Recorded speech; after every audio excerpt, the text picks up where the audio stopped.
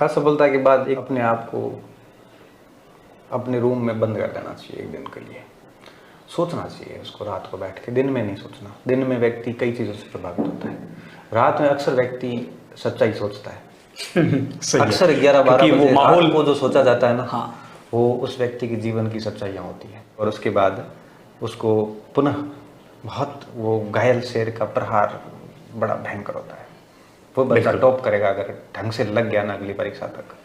हिंदी में मैं एक ऐसा बच्चा जानता हूँ जो प्रोफेसर में पिछली बार कुछ मार्जिन रहा है, और इस बार जिसका उसका जो स्कोर मैंने सुना है उससे वो टॉप 5 में आ रहा है। तभी लाएगा जब उस दिन के बाद से वो रोना नहीं रोएगा, बल्कि खुद को मजबूत करके लगेगा कि मैं एक पात्र नहीं था, मैं इसके योग्य नहीं था, इसलिए बाहर हुआ हूँ, और योग्य बनाऊंगा तो अंदर हो जाऊंगा।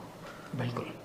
तो व्यक्ति को आत्म मंथन करना चाहिए उस रात को, कहाँ कमियाँ रही। और मैं आपको बात बताऊँ सुरेंद्र जी, लड़के लड़कियां अभ्यर्थी सारे, अधिकतर अभ्यर्थियों की हालत ये है कि उन्होंने सिलेबस का एक बहुत बड़ा हिस्सा छोड़ रखा है।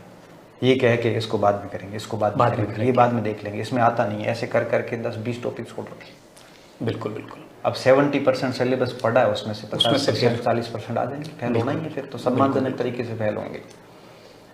अब आप उस टॉपिक की लिस्ट बना के बच्चों को कहोगे ना, आपको बताओ कि इसमें कितने टॉपिक आपने कम किए, उनको ये भी नहीं पता कि उन्होंने कौन से टॉपिक छोड़ रखे। ठीक है, अब फर्स्ट ग्रेड के फर्स्ट पेपर में गणित में अपना हाथ तंग है तो छोड़ो, लेकिन सब्जेक्ट में तो आप कैसे छोड़ सकते हो? आपने गणित छोड़ी, उसकी क्षतिपूर्ति कौन करेगा?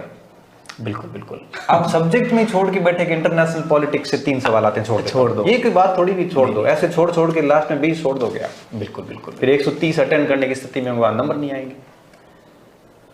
ये सुधार करना चाहिए, बाकी दिमाग कुछ नहीं, सारी चीजें समान है। पहली बात तो ये कि व्यक्ति को गंभीर नहीं होना चाहिए, तैयारी को गंभीर तरीके से करना चाहिए। ठीक है, अगर वो खुद गंभीर होगा तो स्ट्रेस में जाएगा। तैयारी को गंभीर तरीके से करना जरूरी होता है। तैयारी गंभीर तरीके से कैसे होगी? भले दिन में 4-5 घंटे पढ़े, नियमितता होनी चाहिए। अगर आप में कंसिस्टेंसी नहीं है, कंटिन्यूटी अलग चीज है, कंसिस्टेंसी अलग है। कंटिन्यूटी ये है कि मैं कितने दिन लगातार पढ़ रहा हूँ, कंसिस्टेंसी ये है कि मैं परीक्षा तक पढ़ रहा हूँ कि नहीं पढ़। कंसिस्टेंसी बहुत जरूरी है। जैसे कंसिस्टेंसी क्या है, जैसे आपके 10th में 80% बने, 11th में आप 50 पे आ गए, कंसिस्टेंसी नहीं है। बिल्कुल, आप 80-85 इसकी रेंज में रह रहे, मतलब आप कंसिस्टेंसी के साथ आगे बढ़ रहे हैं, उनको बच्चा फेल नहीं होता।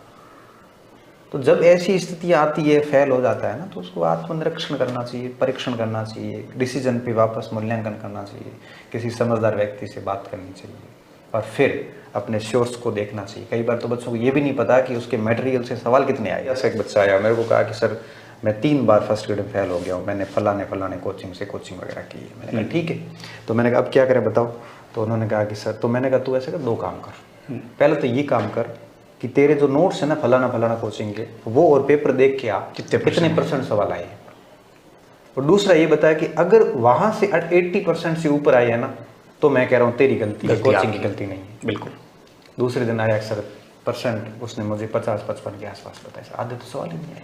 मैंने उसी भरोसे तू 4 साल से बैठा है, फेल इसलिए हुआ। शिक्षक का मूल्यांकन तभी कर पाएंगे जब आप एक दूसरे शिक्षक को देखोगे, तब पता चलेगा कि पिछले वाला कैसा था। बिल्कुल। अब ऐसे अंधविश्वास करके आगे बढ़ोगे तो आप समझदार तो नहीं है। थोड़ा देखना चाहिए, पुराने पेपर से चेक करो आप। मैं पढ़ा रहा हूँ तो बच्चों को कहता हूँ कि आप 70 साल के पुराने पेपर ला के सारे देखो, घंटों सिंह के कंटेंट कितने %। हाँ, आपको 80-90% नहीं मिलते हैं तो भरोसा मत करो।